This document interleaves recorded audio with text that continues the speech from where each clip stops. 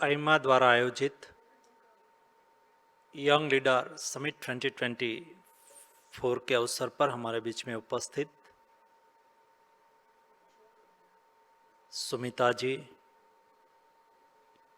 रेखा जी, संतोष जी, पंडित जी, सभी उपस्थित युवा भाइयों एवं बहनों, मुझे 2 दिन पहले बताया गया कि एक shaping the future of young leaders पर कार्यक्रम है और आपको उपस्थित रहना है। मुझे लगा कि यूथ के साथ रिलेटेड कोई भी कार्यक्रम हो,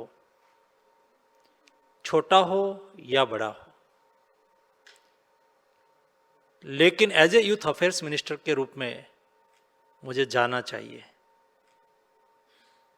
और जब मैंने संतोष जी को पूछा जो यूथ है वो ज़्यादातर एज ए कंपनी से होंगे, अपना एस्टेब्लिशमेंट होगा, स्टार्टअप वाले होंगे, तो उन्होंने मुझे कहा कि 50% यूथ स्टार्टअप से है, बाकी और भी यूथ है।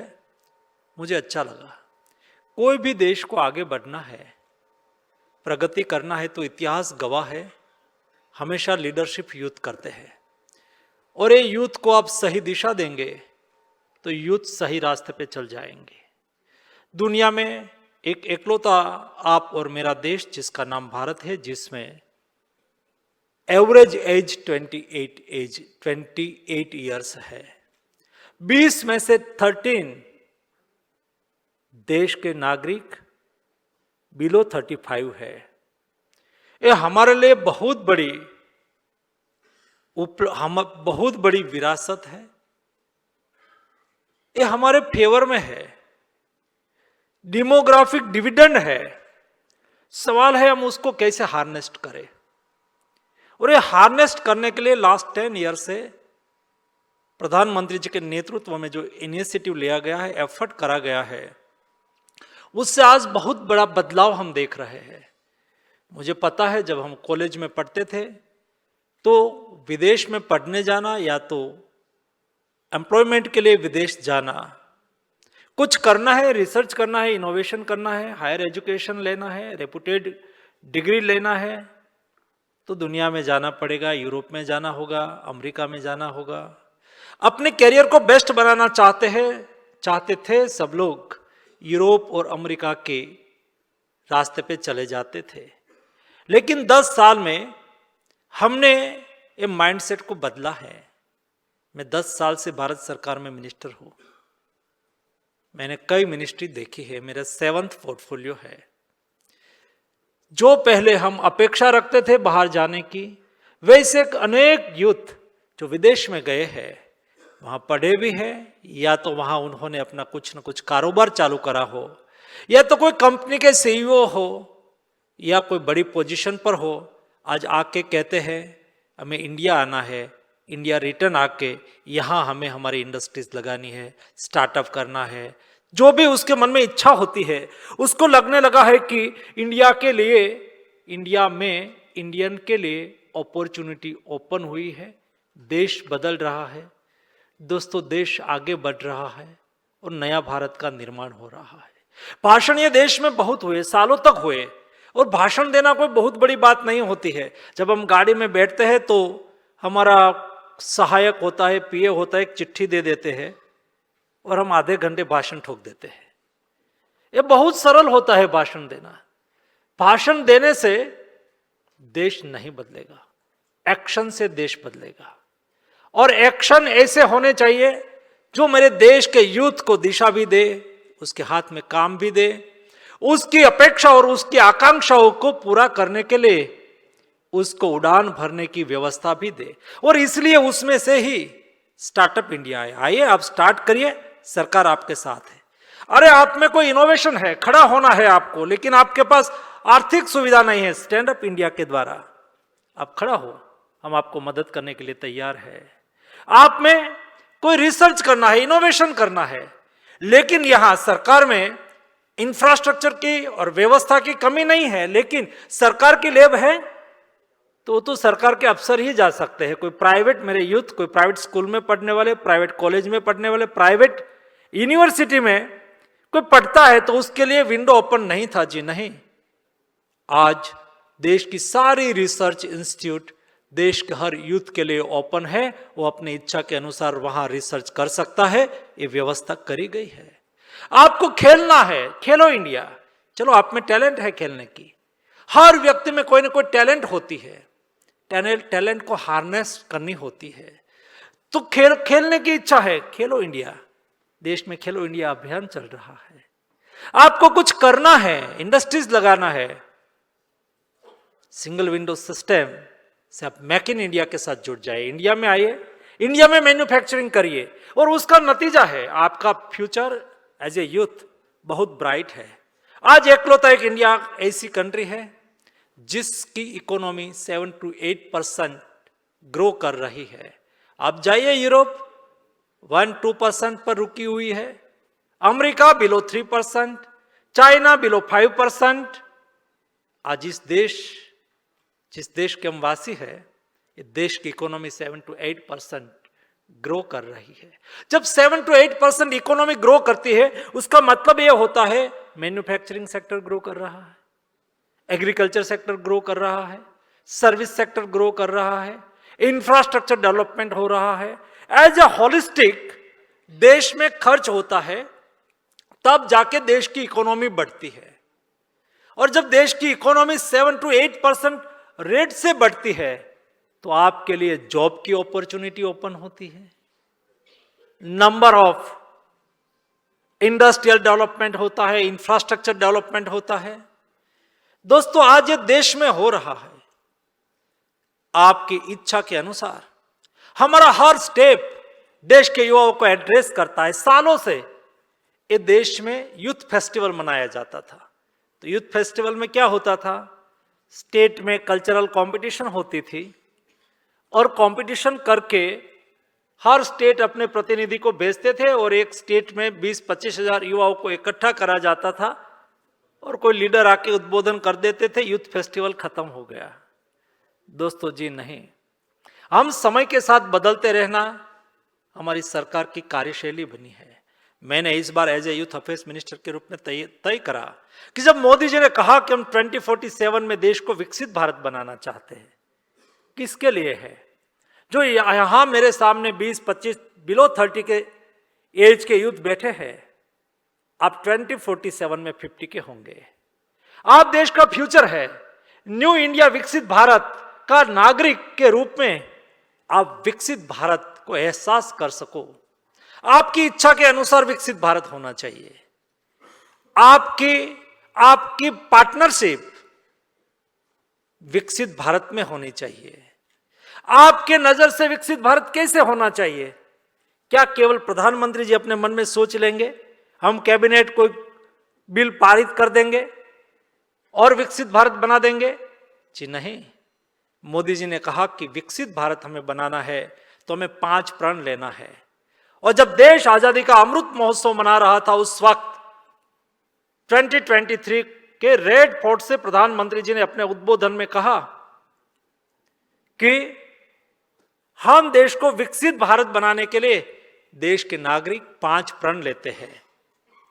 देश को विकसित भारत के साथ जोड़ा। 5 प्रण में पहला प्रण कहते हैं, हम संकल्प लेते हैं कि हम विकसित भारत बनाएंगे। विकसित भारत बनाने के लिए दूसरा प्रण लिलवाते हुए मोदी जी ने कहा कि हम गुलामी की मानसिकता और गुलामी के प्रतीकों का त्याग करेंगे। ये देश 2000 साल तक परतंत्र रहा है। कभी हमारे पर हुणों ने शासन करा, कभी हमारे पर शकों ने शासन करा। 1000 साल तक हमारे पर आक्रांताओं ने शासन करा, 240 साल तक अंग्रेजों ने शासन करा। उनके बाद उसका कई प्रतीक हम पार्लियामेंट में, अंग्रेजों ने बनाई हुई पार्लियामेंट में बैठते थे। आज मैं गौरव महसूस कर रहा हूं, भारत के आर्किटेक्चर, भारत के लेबर, भारत के इंजीनियर ने बनाई हुई पार्लियामेंट में हम बैठ रहे हैं। हम राजपथ पर परेड निकालते थे, जी नहीं, मोदी जी ने कहा कि राष्ट्रपति भवन में बैठने वाले कोई राज करने वाले नहीं है, ये डेमोक्रेटिक सिस्टम में वहां राष्ट्रपति भवन में बैठ के अपना कर्तव्य का निर्वहन करने वाले लोग हैं, इसलिए इस रास्ता का नाम कर्तव्य पथ बनाया गया। दोस्तों, ऐसे कई टाइप के मैं पार्लियामेंट में 2012 में आया था। जब 2014 में मोदी जी की सरकार बनी तब देश में 1200 कानून अंग्रेज सरकार ने बनाया था, वही कानून से हमारा गवर्नेंस होता था। आज ये सारा कानून बदल गया है और भारतीय कानून बन गया है। इनोवेशन आया, बदलाव आया, समय के साथ हमने बदला। तीसरा प्रण लिलवाते हुए मोदी जी ने कहा कि हम विरासत से प्रेरणा लेके विकसित भारत बनाएंगे। ये देश की विरासत बहुत जाजरमान है। ये देश में brain power, man power, talent, क्षमता की कोई कमी नहीं थी, लेकिन हम नया भारत बनाने में निकल पड़े। और जब देश आजाद हुआ और भारत को बनाना था, उस वक्त हमारे नीति निर्धारकों ने देश को बनाना है तो कैसे बनाएंगे, तो दुनिया में जो बेस्ट था वो लेने की कोशिश करी। उसमें मेरी कोई दो राय नहीं हो सकती है। हमारा शास्त्रों ने हमें सिखाया है कि सृष्टि में जो श्रेष्ठ है उसका ग्रहण करो, करना चाहिए। लेकिन हम भूल गए हमारा श्रेष्ठ था उसको लेके आगे बढ़ने के लिए। हमारे में बहुत कुछ श्रेष्ठ थे और श्रेष्ठ है। हमने कहा कि विरासत से प्रेरणा लेके आगे बढ़ेंगे। और चौथा प्रण लेलवाते हुए मोदी जी ने कहा कि हम हमारा कर्तव्य का निर्वहन करेंगे। देश के हर नागरिक, 140 करोड़ की जनता, देश के प्रति भी हमारा कर्तव्य है। हम एज ए सरकार विकसित भारत के लिए हम हमारा कर्तव्य का निर्वहन करने के लिए आपके सामने खड़े, और इसलिए हमारा एक्शन ऐसा होता है कि हम विकसित भारत में के लिए, देश के लिए हमारा कर्तव्य क्या है। और पांचवा प्रण लिलवाते हुए मोदी जी ने कहा कि हम सब एक संकल्प के साथ आगे बढ़ेंगे। एक संकल्प यानी कि एक व्यक्ति जब एक स्टेप आगे बढ़ता है तो व्यक्ति एक स्टेप आगे बढ़ सकती है, लेकिन 140 करोड़ की जनता एक संकल्प के साथ जब आगे बढ़ती है तब देश 140 करोड़ स्टेप एक साथ में आगे बढ़ जाते हैं।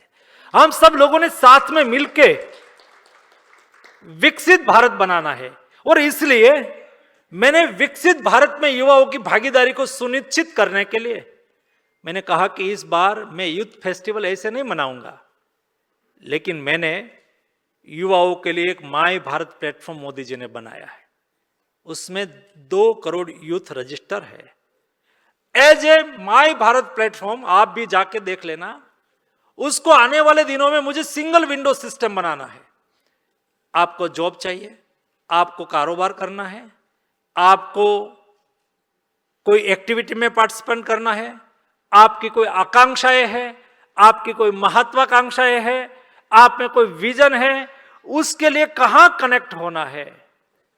जैसा आज कोई सुबह में खड़ा होकर व्हाट्सएप पर जाते हैं, मेरे देश के युवा सुबह में उठ के माय भारत प्लेटफॉर्म पर अपने स्वयं को जोड़ के अपनी अपॉर्चुनिटी को ढूंढे।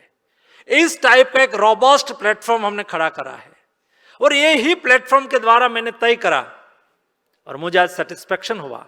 25 नवंबर को मैंने एक विकसित भारत यंग लीडर डायलॉग करके क्विज की कंपटीशन कराई। 10 दिन में 28 लाख यूथ ने उसमें पार्टिसिपेट करा कंपटीशन में। आज मैंने उसको दूसरा मैसेज भेजा है।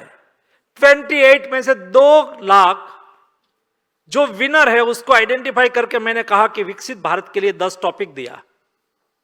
उसके पर आप ऐसे लिखो, वो ऐसे लिखेगा, उसको हम एग्जामिन करेंगे, उसमें से उसका प्रेजेंटेशन होगा, और टैलेंट, देश की टैलेंट यूथ 3000 यूथ 11-12 जनवरी यूथ डे के अवसर पर माय भारत मंडपम में प्रधानमंत्री जी के सामने विकसित भारत के लिए युवाओं की भूमिका, या तो यूथ की भागीदारी, या तो मेरे सपने का विकसित भारत, ऐसा करके 2 दिन प्रधानमंत्री जी के सामने प्रेजेंटेशन रखेंगे।